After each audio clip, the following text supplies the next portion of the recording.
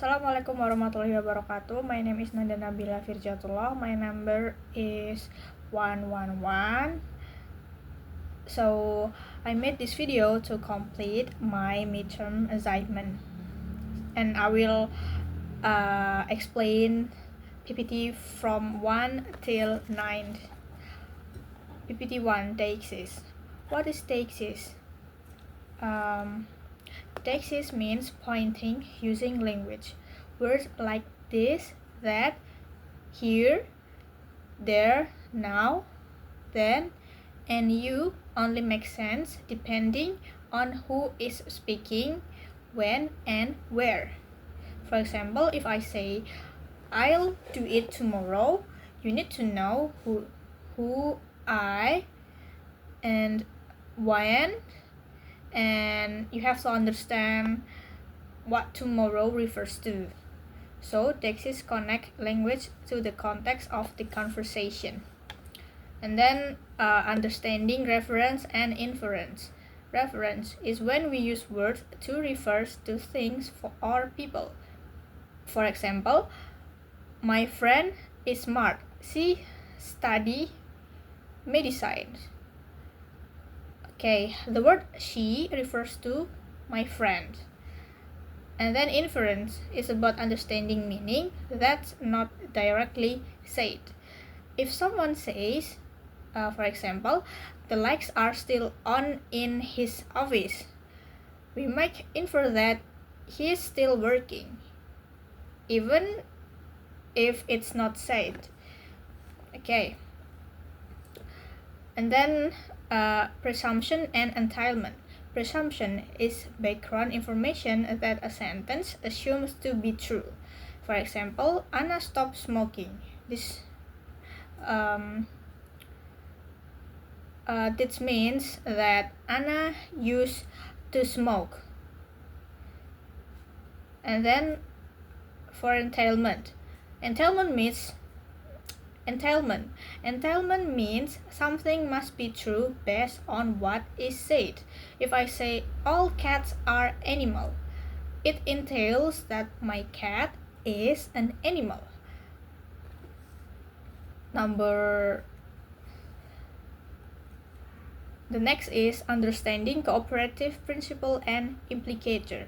In conversation, we usually try to cooperate by giving the right amount of information. This is called Grice's cooperative principle with 4 rules. Be truthful, be clear, be relevant, and say enough but not too much. Implicators happen when someone says something but means more than the literal words. For example, like if someone said, are you coming to the party? And then we said, I have a lot of homework tonight, but we didn't say no, but we understand this is the polite way to say no. Like we don't say no like no I can't, but we say like I have a lot of homework tonight. Okay. And then the next is understanding speech, act, and event. Speak, act are action we do by speaking. There are 3 main types of speech act: locutionary act, illocutionary act, prelocutionary act. Locutionary act is the actual word said, and then illocutionary act is the intention. For example, like ordering, requesting, apologizing. And then third, prelocutionary act is the effect on the listener. For example, like I'm sorry. So I'm sorry is not just word, it's an act of apologizing. Speech event refers to a full conversation or situation like interview, phone call, or debate. And then the next is understanding politeness and interaction. Politeness is about showing respect and saving others' feelings, often using indirect language. For example, instead of saying "give me that pen," we say like "could I borrow your pen?" In interaction, we also use positive politeness to build closeness and negative politeness to avoid imposing. In it depends on the culture, age, status, and the situation. And then cross-cultural pragmatic. Different cultures have different ways of speaking politely, making requests, or saying no. For example, in some cultures, directness is okay, but in others, being indirect, it's show politeness. So, cross-cultural pragmatics help us understand why communication can fail between people from different backgrounds, even when they speak in the same language. And then socio-pragmatic of digital communication, like emoji, memes, and hashtag. Online communication also use pragmatic. Emoji help show feelings like love, laugh, cry, or angry, or curious. And then memes is share humor or opinions. And then hashtag,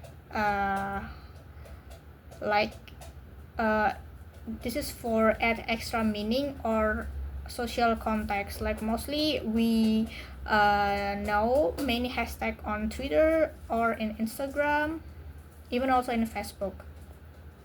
So we use these tools to express emotion, intention, or social identity even without speaking. And then the last is socio-pragmatic and humor. Jokes, irony, and sarcasm. Humor in language depends on shared understanding. Jokes often play with double meanings, and irony is saying the opposite of what we mean, often to criticize or be funny.